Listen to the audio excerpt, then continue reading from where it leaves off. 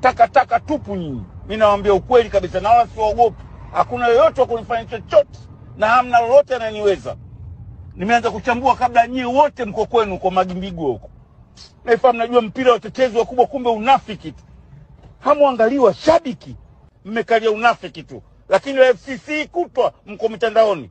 Unafiki mkubwa mmejaa. Mimi nawaita ni wanafiki na hamna cha kunifanya chochote. Kilichonifanya ni mblock. Na kama nakiri Januari nilimkataa salamu yake, ni kuleta kwenye group la WhatsApp story ya familia yangu, ya mwanangu, kunidhalilishia mwanangu wa kumzaa.